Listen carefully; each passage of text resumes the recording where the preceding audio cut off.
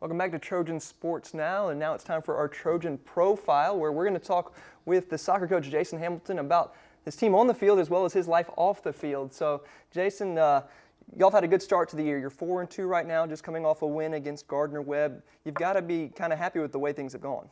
Yeah, absolutely. Just being a first-year coach here, the players are really grasping the concepts that we're bringing and adjusting to the new style. I think they're enjoying it and seeing the success that it can bring. And 4 straight wins. It's a great thing to have, building momentum as we prepare to start the conference here in a couple weeks. 4 straight shutouts, so can't complain defensively on that side of things. So we're really happy with where things are going. We hope that we just continue to carry that momentum. Now, I'm sure you had expectations when you came in and for the season, and the team had goals. But through 6 games, did you expect 4-2? It wasn't exactly what to expect. We set some goals that we thought were achievable as a team in preseason, and we're probably slightly ahead of those goals right now.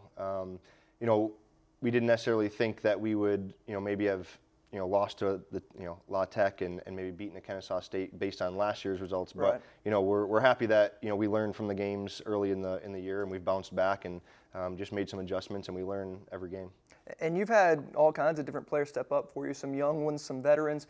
Talk about your goalie, though, specifically. As we said, 4 shutouts, so she's been doing a good job back there. Yeah, Mickey's done a great job. We've got 4 keepers, and they work hard, they train hard, so there's really good competition there. She's just been very consistent, and she's we saw early on in preseason and in those first couple of games, she made some really good saves. So she's just continued to work hard, and we keep giving her the nod. And she hasn't had to make a whole lot of saves the last couple of games, but when she's called upon, she does well. And I have a goalkeeper coaching background, and I always tell those goalkeepers that the goalkeepers that are the best are the ones that make the least amount of saves because they keep their team organized, and she's doing a real good job with that as a young player. What about offensively? Who stepped up for you? Lissa's been great for us. 5 goals in the last 2 weeks, 3 game winners. And that's more of a new role for her. Previously, she played more of a defensive role. Right. So we moved her up there this year, and I think she's still learning the things that she needs to do in that position.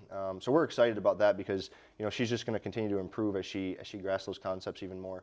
And just the team in general, I think they see the style that we're playing this year is different than before, and we're going to have a lot more opportunities, and we're attacking with more numbers. So Lissa just keeps being the one that gets on the end of them, but it's taken team effort to get the ball to her for that final shot. Right, and you got more opportunities for wins and goals and shutouts this weekend as you face Jacksonville State on Friday and then UAB on Sunday, and both in-state opponents. So it's got to be exciting for the team to get ready for those games. Yeah, absolutely. Anytime we can be at home, I think it's a good opportunity for us. And I think in most sports, anytime you play an in-state team, it's kind of hopefully steps up a little bit, right, so you can kind of keep that in-state rivalry going. We've played both those teams last year. Jacksonville State's a very similar team in the way they play and the style that we're going to play. And then UAB was the worst loss last year. So hopefully the team's got something to prove that it's a different team, it's a different year. Now, something that fans may have noticed if they've been out to the field or been out to the track is some lights. Yeah. That's new to the area. That they haven't been cut on yet. You're still waiting for that, but pretty soon you're going to be able to play a night game, which gives you a lot more flexibility scheduling, not just for games, but for practices and other things, right? Yeah, absolutely. Anytime you can play one of your games over the weekend, not in the heat, is going to benefit us. Save our bodies a little bit for Sunday's games that are in the middle of the day and it's very warm. And just bringing in other opponents. Having lights, it's going to allow us to bring in bigger programs, and rather than them want us to come play at their place every year. So it's an exciting atmosphere playing under the lights. It allows more people to come and attend the game. So 7 o'clock's a much better kickoff time for us, so we can get more people involved in the community. Families are done with school and done with work, and allows them to come out and enjoy the game. The 3-4 o'clock games are really tough on a weekday to get people out there. But we're extremely thrilled with the attendance that we've had so far this year at our home games.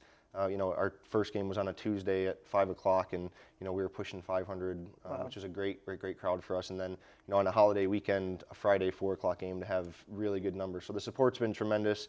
Our team's been out there working hard, pushing the soccer program, and hopefully with the success that we're having, it's going to draw some attention not only in the university but out in the community a little bit. Well, exactly right. And something else that really drew fans' attention last year was the story of Kalani DeCock, who she suffered from cancer and she overcame it. She's back in school now. She's back on the team. Can you give us an update on her and how she's doing? Yeah, I mean, she's just every day getting better. She's an inspiration to the team, how strong she is and what she's gone through. And we just notice improvement every day. And, we talked at the beginning of the season that, she's going to be an impactful player for us. She probably wasn't 90 minutes game fit when we came in here, right. But every week she continues to get more fit. And, she's someone that's going to help us along the way and give us some really good minutes that are going to get us through some tough times. So, she brings experience. She's a very technical player.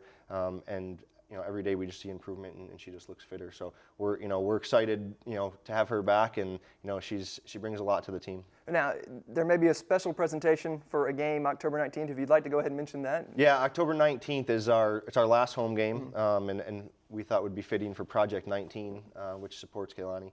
And it's also our senior game. So just the tremendous support from everybody in the Troy family last year that helped raise a lot of money for Kailani. She wants to give that back, so she's has a charity that she'd like to donate that money to, because she thinks that there's people that are definitely in need of that money more than her. So just shows the character of the person that she is. Tremendous person to overcome everything, but still has a huge heart as well. Well, that would be great, and hopefully we can get a lot of fans out there for that one. Then absolutely. We've got some fun questions we'd like to finish this off for you. We're going to start it off with your favorite movie. Favorite movie? It has to be probably an older movie, just watching with my my grandfather and my dad, The Great Escape.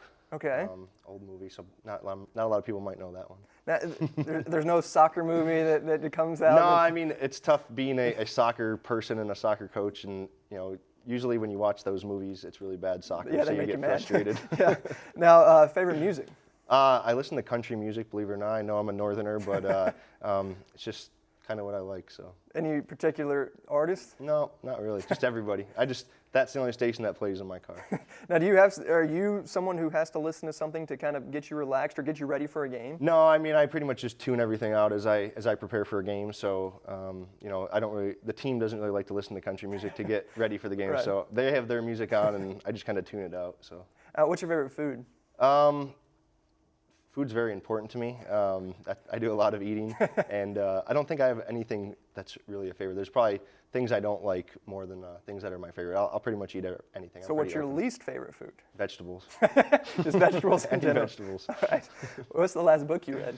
So I read a lot of coaching books, a lot of biographies of coaches and things like that. But mixed in with those, believe it or not, I've read every of the Duck Dynasty books that have been written. So those are probably that's my most recent book that I've read is, I think, the Jace book that was out last. And what do you do when you get some free time away from the field, away from coaching? There's not much free time as a coach, obviously. But I do like to hunt. So that's nice that I can get out there during hunting season and get some of that done early in the morning before I have to actually get things going. So just something that I did with my grandfather growing up, and it's nice to be back in a state where there's a little bit more hunting involved rather than last 7 years I spent in Florida. There's not much to do down there. Now I'm going to go off the paper a little bit, off the sheet. One final question for you. The World Cup was this summer. How much time did you spend watching the World Cup? I watched pretty much every game. I did bring a TV into my office for those few weeks.